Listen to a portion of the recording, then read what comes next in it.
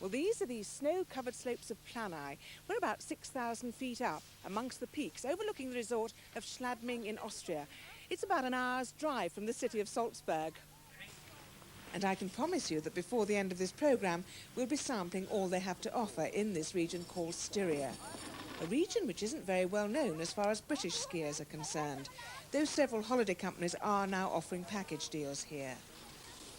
A skier's paradise is what the tourist people call it, but they would, wouldn't they? The 4 large skiing areas are linked by a ski bus service, and a network of cable cars and lifts carries you onto the slopes. And there's certainly something for everyone here, cross-country and downhill skiing, and runs for beginners, intermediate or advanced skiers. If you really fancy your chances, they claim to have the fastest downhill run in the world.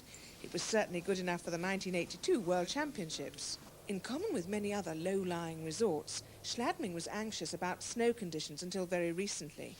But we're now well into January, and there's plenty of snow up on these higher slopes. Here at Planai, and on the neighbouring heights of Kaibling and Hochwürzen. Down in the valley, where Schladming lies, they're helping nature along by using giant snow cannons to lay a skiing surface on the bottom slopes.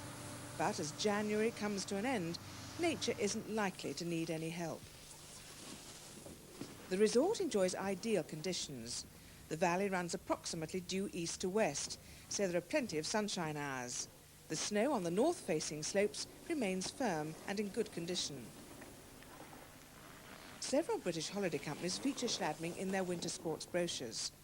To get here, you fly to Salzburg in just under 2 hours from Gatwick, then transfer by coach to the resort. Incidentally, there are flights to Salzburg from several other British airports. You can come here for 7 or 14 days, and one of the tour operators offers 10 and 11-day holidays too. It's even possible to take a short break, which gives you just 3 days here. But do bear in mind that flights can be delayed by bad weather at this time of the year. The time you lose might not matter on a 7 or 14-day holiday, but it could represent a sizable chunk of that short break. There's a wide range of accommodation, everything from modest guest houses and pensions to 3- and 4-star hotels. And even the smart 5-star showplace, the Sport Hotel Roya, with its indoor heated swimming pool, tennis and squash courts. In Schladming, it's a case of paying your money and taking your choice. Most tour firms offer ski packs, which cover the hire of equipment, ski school lessons and lift passes. You can pay for the first 2 in advance, but you have to buy the lift passes once you arrive. The tour company's rep will help you fix that. A little way along the valley from Schladming is the village of Haus, which is also featured in the package holiday brochures. It's easy to see how it manages to win prizes for being the nicest looking village in Styria. A cable car takes you from the village to the skiing area of Kaibling. Just a few minutes' walk from the cable car station is the Pension Gürtel, owned and run by a husband and wife, as are so many small hotels in this part of the world. In this case, though, he does the cooking. It's a simple sort of place, but bright and welcoming.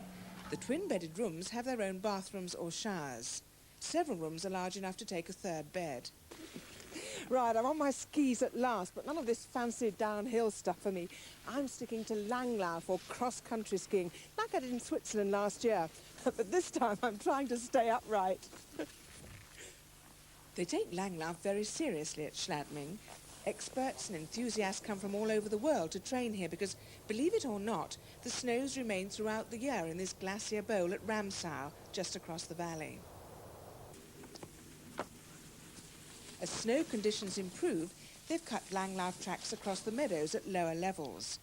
And it's also ideal for toboggan and sleigh rides, and for those visitors who simply want to enjoy a good walk in the sun.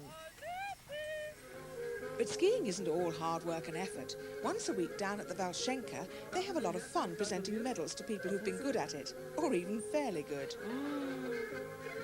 It's a variation on the theme of après-ski enjoyment, and to make sure nobody feels left out. And that's all for now. See you then. Bye-bye.